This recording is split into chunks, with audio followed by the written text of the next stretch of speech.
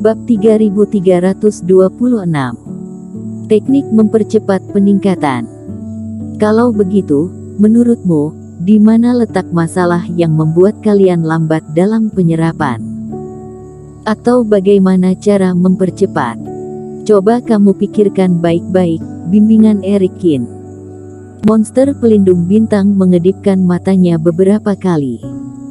Jika ingin menyerap lebih cepat, menurutku makanan enak yang ada berada di kolam darah ini terpisah jauh. Kami menyerap sekali, harus menunggu ia berkumpul kembali baru bisa memakannya lagi. Andai saja bisa terus makan, mungkin bisa menghemat banyak waktu. Kalau begitu juga memerlukan waktu 1,5 hari, ujar Eric Kin sambil menggerakkan alis matanya. Meski membiarkan monster terus makan, waktu juga sangat mendesak. Jadi, dia harus mencari cara untuk menyelesaikan masalah ini.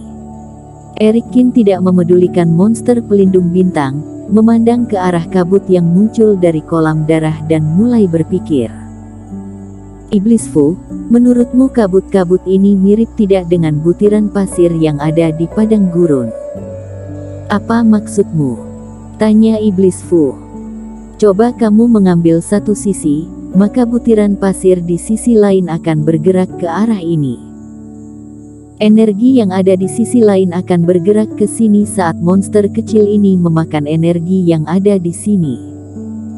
Mungkin akan lebih cepat dan menghemat banyak waktu. Andai saja ada satu cara agar energi kabut darah ini bisa berkumpul di sini, bukankah akan menghemat banyak waktu, ujar Eric Kin. Jika seperti ini, aku ada satu cara sih, ujar Iblis Fu dengan mata berbinar. Ada satu macam jimat bernama jimat penarik energi, bisa membentuk pusaran energi untuk mengumpulkan energi yang ada di sekitarnya. Bukannya sama seperti kamu inginkan? Aku akan mencobanya.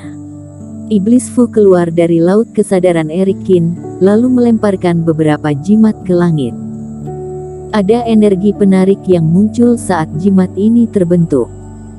Jimat yang dikeluarkan Iblis Fu semuanya adalah fase penilaian, memiliki efek yang luar biasa. Energi darah yang kuat dan menutupi langit langsung keluar saat jimat ini diaktifkan. Kakak, ini tidak bisa.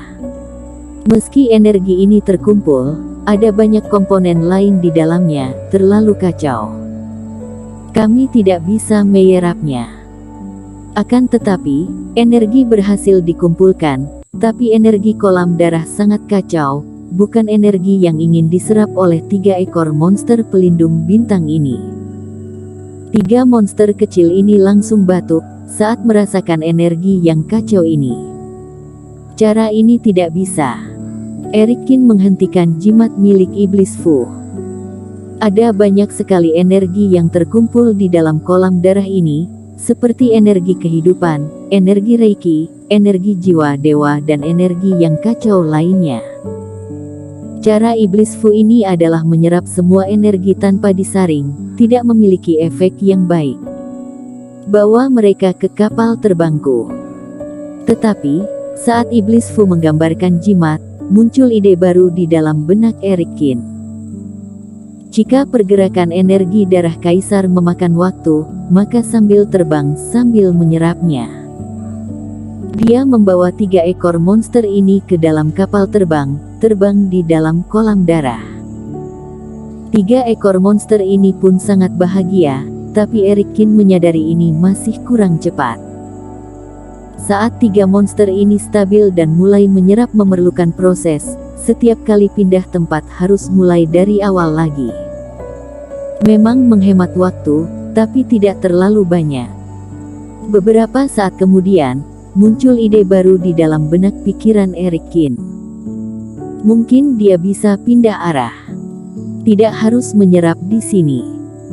Asalkan dia mengumpulkan semua energi di tempat ini, bukannya kapan saja dia bisa menyerapnya. Dia membalikkan telapak tangan, muncul botol pencuci roh di tangannya. Botol pencuci roh ini menyimpan darah segar binatang sakti, seharusnya juga bisa menyimpan energi darah Kaisar Iblis. Sesaat kemudian, Erikin menggerakkan botol berharga ini, lalu muncul energi penarik di sekitarnya dan mulai menarik semua energi yang ada di sekitarnya. Sudah bisa. Erikin membelalakan mata, menerbangkan botol pencuci roh semakin jauh dan mulai menyerap reiki yang ada di sekitar kolam darah. Dari kapasitas botol pencuci roh ini, seharusnya bisa menyerap banyak energi darah Kaisar Iblis. Hanya saja tidak sesuai rencana. Tidak lama kemudian, botol pencuci roh mendadak bergetar, dan tidak lagi menyerap. Kemudian, terdengar suara retakan dari botol tersebut. Energi pun berterbangan keluar. Energi darah yang terkumpulkan menghilang. Botol berharga ini muncul retakan yang dalam dan panjang. Erikin mengerutkan kening dan menyimpan botol pencuci roh.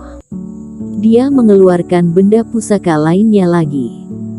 Akan tetapi, semua benda pusaka ini ada yang tidak bisa menyerap atau langsung hancur. Muncul banyak retakan benda pusaka di kaki Erikin.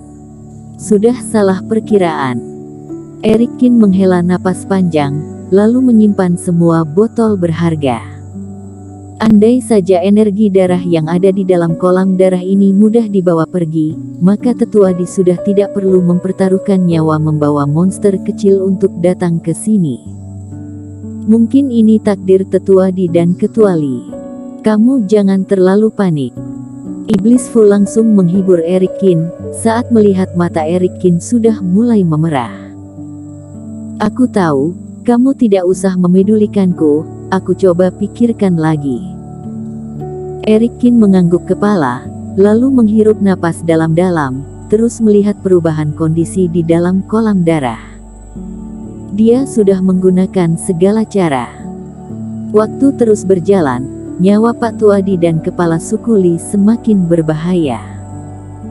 Meski dua Pak Tua ini tidak takut mati, Erikin juga ingin menyelamatkan mereka.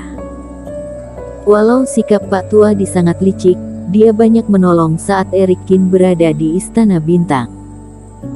Mana mungkin Sony Yuan dan lainnya mengajar bisa mendapatkan 1000 batu mutiara awan hitam. Dirinya tidak akan percaya, semua ini pasti ada bantuan dana dari Pak Tuadi.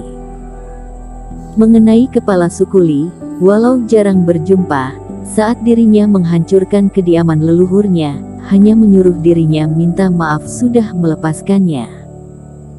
Jika ada kesempatan dia juga ingin menolongnya.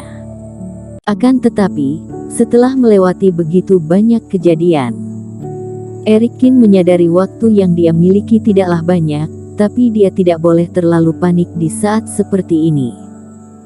Semakin panik akan semakin kehilangan ketenangan hati. Aku sudah mencoba 3 arah, tapi tidak berguna. Ingin membawa pergi juga tidak memungkinkan. Aku tidak boleh meremehkan kepintaran dari kultivator daratan Jiushu ini.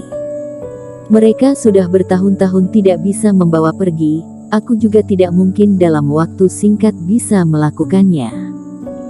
Sekarang hanya sisa satu cara, yaitu kekuatan penghisap. Tadi gagal bukan menandakan akan selalu gagal, hanya perlu menyaring energi yang diperlukan oleh monster kecil ini. Erikin terus berpikir. Beberapa saat kemudian, muncul sebuah teknik yang sudah lama tidak dipakai di dalam benak pikiran Erikin. Aku sudah menemukan caranya. Ilmu menelan langit. Dia juga tidak menyangka dirinya bisa kepikiran teknik ini. Saat dia mendapatkan ilmu sihir ini di Bintang Biru, lalu disempurnakan dengan darah segar klan langit, barulah bisa mengeluarkan ilmu ini dengan sempurna. Dulu dia sering menggunakan ilmu sihir ini, memanfaatkan kekuatan penghisap raksasa penelan langit ditambah spiritualitas lainnya menghasilkan efek yang luar biasa. Hanya tetapi, kultivasi semakin meningkat, kekuatan ilmu menelan langit ini pun semakin lemah, membuat Erikin jarang menggunakannya. Bersambung.